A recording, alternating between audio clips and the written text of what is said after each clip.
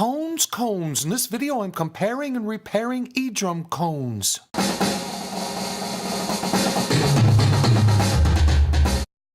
I thought while I unboxed these Roland OEM cones I ordered from Drumland Drum Shop in Vaughan, Ontario, I'd explain the purposes video.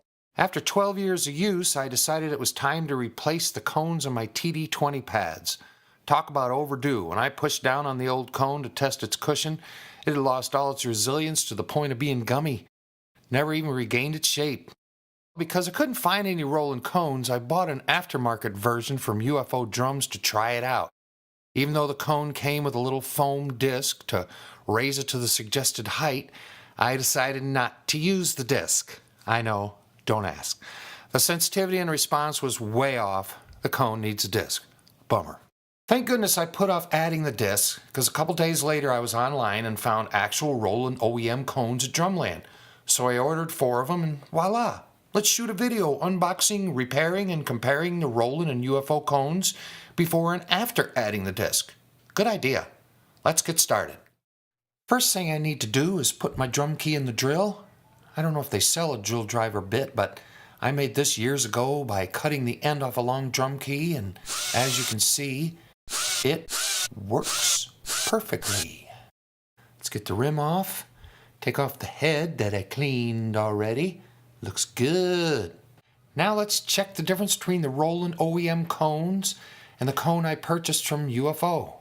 The UFO is very squishy compared to the Roland. You can also see the tip is much larger compared to the Roland. As far as the height, it appears I need to put on the discs that UFO sent me to equal the height of the Roland cone. Now I have to carefully remove the brand new UFO cone, put the disc on the bottom, and reinstall it on the snare. Of course, the adhesive tape on the cone is incredibly good, so I need to be cautious not to tear off the piezo or rip out the guts of the cone. I'll hold down on the piezo with one finger and try to pry the cone off as gently as I can. Looks like it peeled off quite well. Just the tape is left. Good thing for me, the cone stayed intact. This tape is stuck pretty well, so I'm going to break out the big guns. WD-40 electrical contact cleaner. I had it on hand. With a little bit of scrubbing. It's coming off. Let's add a little bit more for a final scrub. And I think we're good to go. I'm going to use some alcohol to remove any residue.